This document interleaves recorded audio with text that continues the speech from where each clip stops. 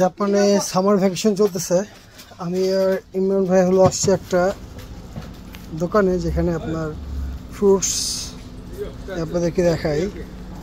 এখানে আপনার কম দামে অনেক কিছু পাওয়া যায়, জাপানের তুলনায় অনেক কম দাম।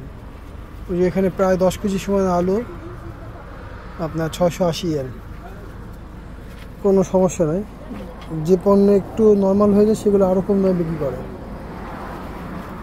অন্যান্য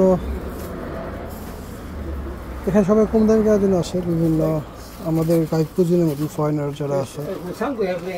যেরকম দেখেন এতগুলো কলা মাত্র 300 ইয়েন। যে কটা কলা, এই আমটার দাম হলো 390 ইয়েন। এই যে আরেকটা আছে এখানে 390 ইয়েন আমটার দাম। এটা কি, এগুলো দাম না? এটা কত করে জানেন?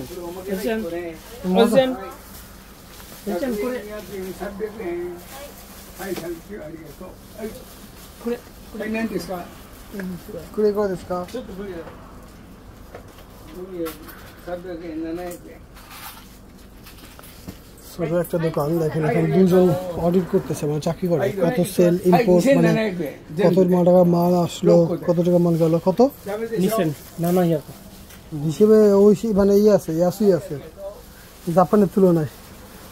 এটা 6টা আম, আমটা দেখতে সুন্দর, খাইতে মনে হয় সুন্দর হবে, মানে মজাদার। ভাবছি আমটা কিনে খাবো কিনা। কম আছে, মানে 390 ইয়েন একটা আমের দাম, কম টাকা জাপানি হিসেবে চিন্তা করে দেখেন। আম কিনবেন নাকি? আম কিনবেন নাকি?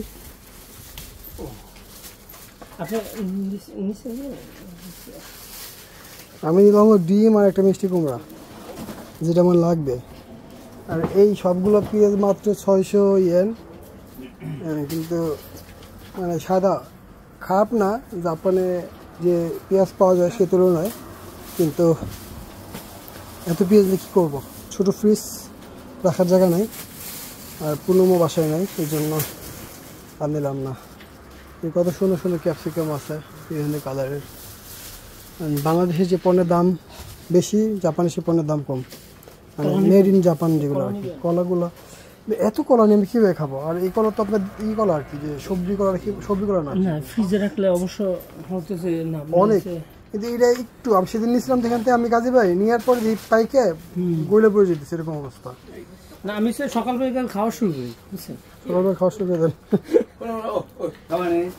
নাস্তা উনি মুরব্বী আমাদেরকে খাওয়ায় মাঝে মাঝে, পচা জিনিসপাতি মাঝে মাঝে দিয়ে দেয়। 450 ইয়েন 6টা। এত পেঁয়াজ নিয়ে বাইরে তো রাখা যাবে না, এটা রাখা যাবে না। আমার ফ্রিজ ছোট, আমার রাখার জায়গা না, এমনি ফ্রিজ ভরা। খাঙ্গাইচা দামে নেই, খাঙ্গাইচা দামে